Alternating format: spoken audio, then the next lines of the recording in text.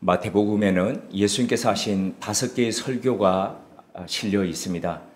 마태복음 5장에서 7장에는 산상수훈, 그리고 10장에는 제자 파송 설교, 13장에는 지난주까지 살펴보았듯이 하나님 나라의 비유에 대해서 이야기하고 있습니다. 18장에는 교회 공동체에 대한 설교를 하시고, 그리고 24장에서 25장까지는 마지막 종말 때에 어떠한지에 대해서 설교하셨던 그 설교문들이 적혀져 있습니다.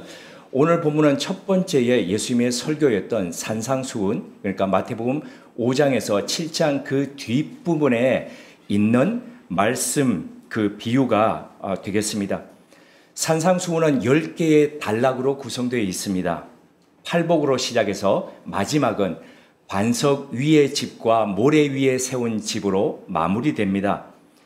처음 팔복은 하나님 나라의 백성이 어떤 사람인지, 그리고 하나님의 통치가 누구에게 임하는지에 대해서 선포합니다.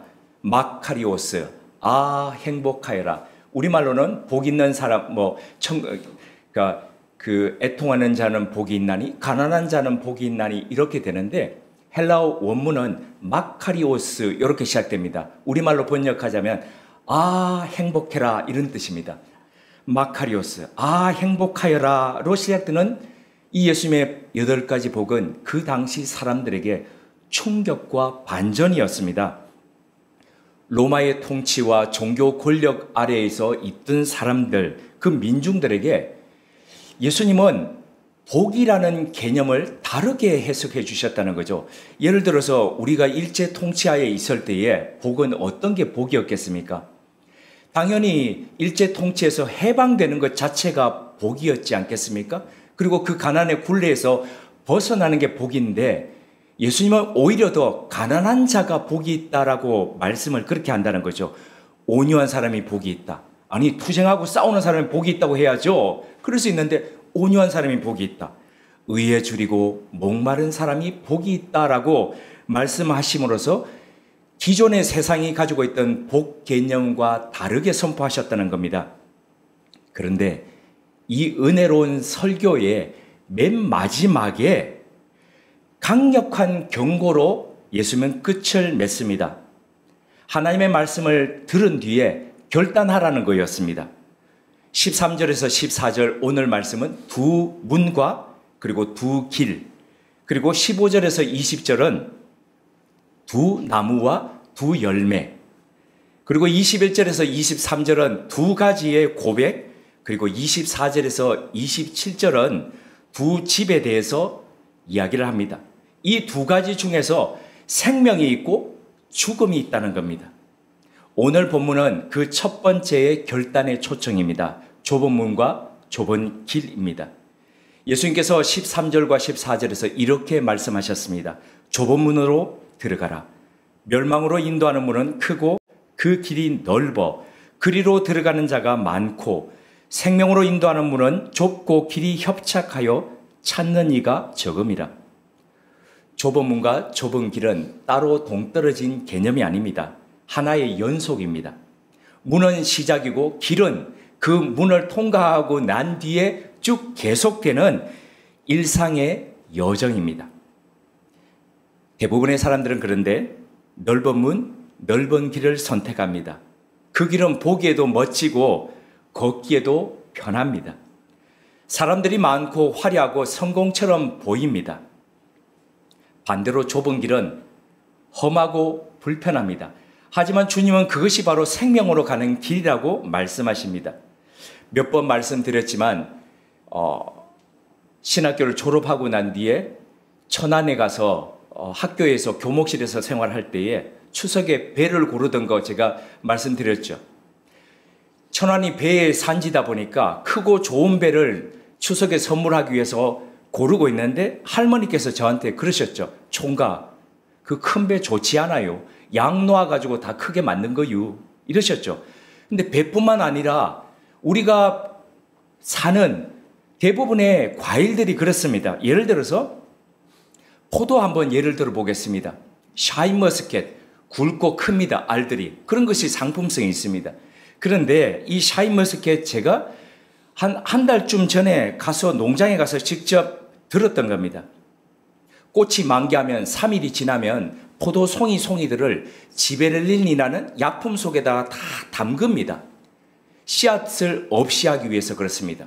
그리고 1차로 지베렐린 용액에 담그고 난 뒤에 10에서 15일이 되면은 포도 알갱이들이 1cm 정도가 자라면은 두 번째 넣습니다. 두 번째 넣는 목적은 포도 알을 극대, 그러니까 과립을 비대시키기 위해서입니다. 크게 만들기 위해서 그 용액 속에 넣습니다. 그렇게 해서 우리가 시장에서 마트에서 만나는 그 포도들이 그렇게 굵게 씨앗이 없게 나오는 겁니다. 이런 설명 들으니까 어떻습니까? 사고 싶습니까? 그죠. 그러니까 그런 거 하지 않은 것 사야 되는 겁니다. 그런데 많은 사람들이 농부들이 왜 그러냐? 그런 것들을 사람들이 선호하니까요. 그러니까 보기 좋고 한 것들을 만들어내는 겁니다. 그 농부도 저한테 그렇게 얘기했습니다.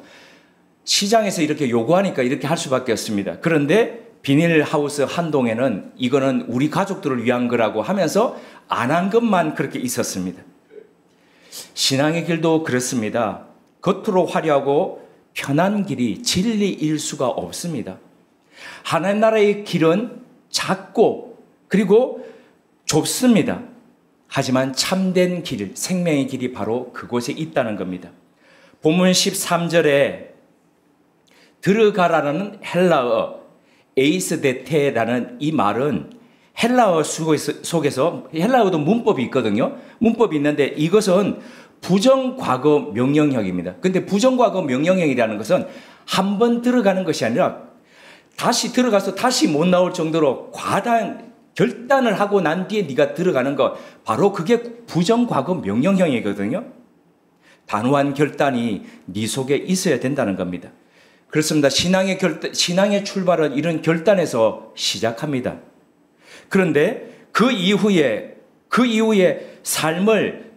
삶이 바뀌는 것은 한 번의 결단으로 되는 것이 아니라 꾸준하게 걷는 것, 그게 된다는 겁니다. 그게 바로 문 뒤에 이어나는 길이라는 겁니다. 길이라는 것은 방향이 있는, 목적지가 있는 연속성이죠. 연속성의 길. 대학 1학년 때에 국어 시간에 가르치던 그 강사분이 이런 시를 소개해 주셨는데 그때 너무 충격적이어가지고 어떻게 저런 시가 나올 수 있지 해서 그때 수업 시간에 막 열심히 되뇌어가지고 외웠던 게 이거였습니다. 비녀산이라는 시 소개의 한 부분인데요. 삶은 탁한 강물 속에서도 빛나는 푸른 하늘 같은 것. 송진 타는 여름날 머나먼 철길을 따라서 삶은 그리고 떠나가는 것. 삶은 탁한 강물 속에서도 빛나는 푸른 하늘 같은 거라는 건 강가에서, 지저분한 강가에서 살아보신 분들은 압니다. 저는 지저분한 강가에서 살았지 않습니까? 어떤 강입니까? 낙동강입니다. 낙동강이 몇 리입니까? 700리입니다. 쉽습니다. 낙동강 밑에 밑에 마지막 종성이 뭡니까? 기역, 이영이죠. 그래서 700리입니다. 네, 외우기 쉽죠? 이렇게 보면 강가에서 냄새가 너무 났습니다. 어릴 때에. 그런데 그 강둑에서 가을날 이렇게 바라보다 보면 파란 하늘이 그 강에 이렇게 비쳐 있는데 얼마나 파랬는지 눈시울이 시릴 정도로 파랬습니다. 근데 지난 여름도 그렇지만은 여름은 폭염이지 않습니까? 그런데 푹푹 찌면서 송진이 녹는 듯한 그런 여름에도 정해져 있는 그 철길, 뜨거운 철길을 따라서 묵묵하게 삶을 걸어가는 것, 그게 삶이라고 했던 그 시인의 충격적인 것, 그게 제 뇌리에 박혔었거든요. 그렇습니다. 한 번의 결단과 그 결단으로 끝나지 않고 그 길 위에서 묵묵하게 끝까지 부르심의 길을 걸어가는 것, 그게 바로 예수 그리스도를 주로 고백하고 걸어가는 바로 그 길이라는 거죠. 오늘 주보 안에도, 예배 순서지 안에도 들어있지만은 유진 피터슨이 고백했듯이 지속적인 순종의 길, 그게 바로 길이라는 겁니다.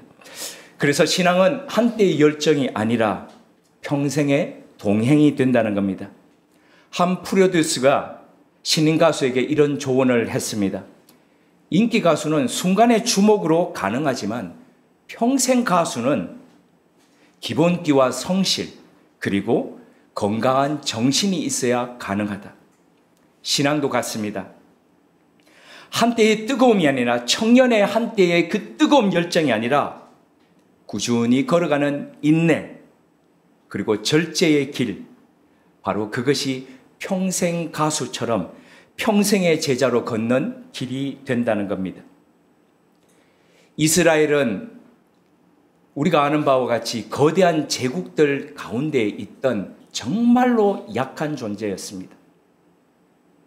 다윗만 하더라도 청동기 시대에서 철기 시대로 넘어가는 그 전환기에 있던 인물 아닙니까? 그런데 여전히 청동기를 가지고 사무엘 하를 읽다 보면 이런 구절들이 나옵니다. 그때의 무기를 든 자는 무기는 왕 누구밖에 없었더라. 무슨 얘기입니까? 철기 무기를 가지고 있지 않았다는 겁니다. 그런데 그 당시에 골리앗으로 대변되는 블레셋은 그 블레셋이란 이름이 지금의 팔레스타인이 된 거거든요. 그때 왜 그렇게 강력했습니까? 성경에 나오는 헷 족속이라고 하는 히타이트 족속. 그 히타이트 족속에게 가장 먼저 철기 문화를 받아들였기 때문입니다. 그래서 덩치도 거대했지만은 그 재련 기술을 가지고 있었기 때문에 고대 시대의 위협적인 존재가 되었거든요.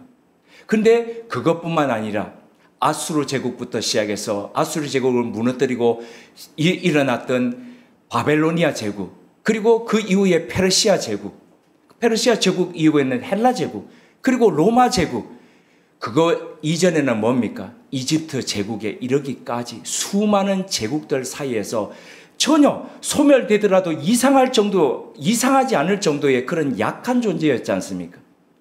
그런데 하나님은 뭐라고 그러셨습니까? 너희들이 많아서 선택한 것, 너희들이 강해서 선택한 것이 아니라 오히려 너희들의 수가 적어서 내가 선택했다 그랬죠.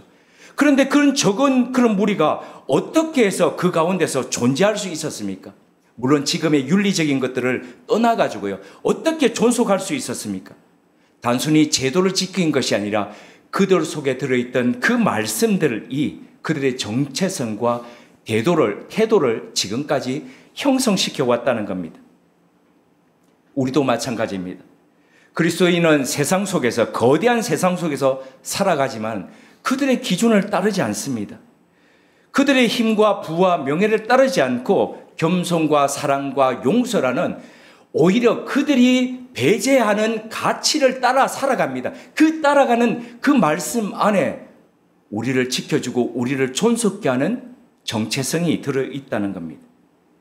예수님은 이 세상의 가치와 정면으로 대립되는 방식으로 사셨습니다. 그리고 그분을 따르려고 하는 제자들에게도 그분의 방식대로 그 길로 걸으라고 말씀하십니다.